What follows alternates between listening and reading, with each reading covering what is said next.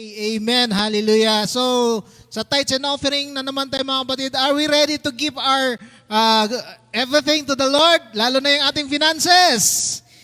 Oh, yun, mukhang wala. Ang tagal na kasagot eh. Hallelujah. So today, if you have your Bibles, buksan po natin mga kapatid sa 2 Corinthians, chapter 9, verse 6. Ayan, ang sabi po roon, remember this, whoever sows sparingly will also reap sparingly, and whoever sows generously will also reap generously. Anong ibig sabihin ng Kuya Jeff? Mukhang malalim na Inglesan na naman to. Mukhang hindi na naman nila naintindihan, Kuya Jeff. Mamaya walang magbibigay rito sa harap. Sabi na doon, kung sino man daw yung mahilig, magtanim ng marami, ay marami ding aanihin. Sabi nga rito, nangyari na ba sa ating buhay na minsan we don't trust God in our finances? Mukhang silence means yes. Na yung minsan na ibibigay mo na lang kay Lord, pero sabi mo, Lord, mukhang nakalaan na to sa, alam mo na Lord, Judith na naman, nandiyan na si Manny, na umaabang sa labas, But, mga kapatid, itong sinasabi sa atin, lahat tayo dumaan dyan.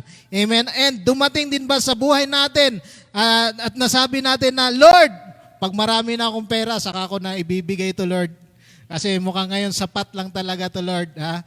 Lalo na, pag hindi pa nakapagsahod, yung nasa tinatawag tayo na pizza de peligro. Alam ng lahat. Yeah, Lord, sabi mo nga, nag-i-indomie na nga lang, ibibigay ko pa to. Wala na akong kakanin next week.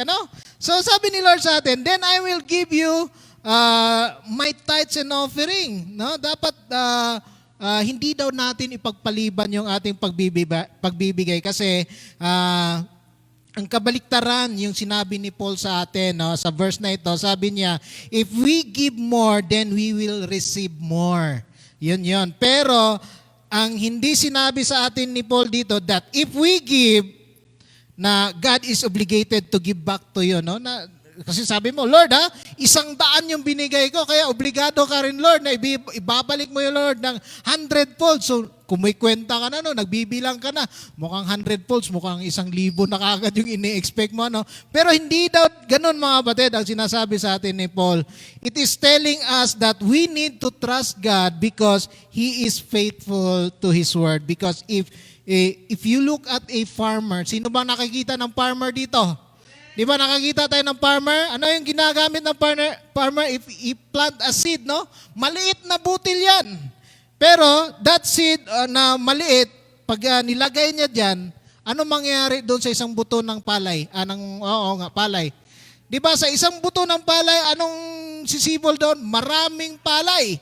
Di ba hindi na ibig sabihin na pagtutubo yun, babalik isang palay ulit, Pag sisibol yun, maraming palay na. Sabi rito, that whatever is in that seed, it's gonna produce way greater than it was actually plant. Yung tinanim mo. The same is true with God.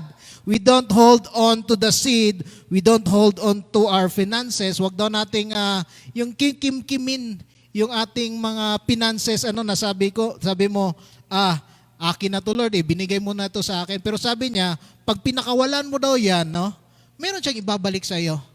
Kasi paano ka nga naman tatanggap ng blessing pag puno yung iyong kamay, marami kang hawak-hawak. Subukan mo nga, Ate Lovely. Hawakan mo 2 kamay mo, tapos may iaabot si Kuya Jeff na rosas dyan. Matatanggap mo pa ba yung rosas?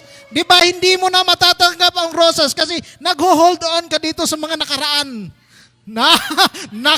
Biglang pumasok yung ating lovebirds. Wala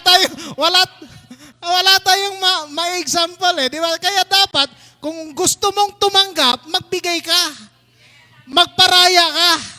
Di ba? Kasi kung hindi ka magparaya sa Panginoon, wala, hindi mo matatanggap kung ano ang coming, ano yung blessing na ibibigay niya. So, ano kailangan dito? Trust God, especially in the area of our finances. Because God's blessing are not only focused on money, nandoon yung ating health, nandoon yung ating peace, yung ating mga talent, mga treasures, yun nga sinasabi yung ating joy, yung ating strength sa buhay, Kasi pag wala kang sakit, masaya ang buhay, pero pag may sakit, wala ka ng peace. Amen. Kaya ibigay natin, i-trust natin si Lord sa lahat ng ating mga finances, lalong-lalo na. So don't hold on, but rather give generously to God. So are we ready, church?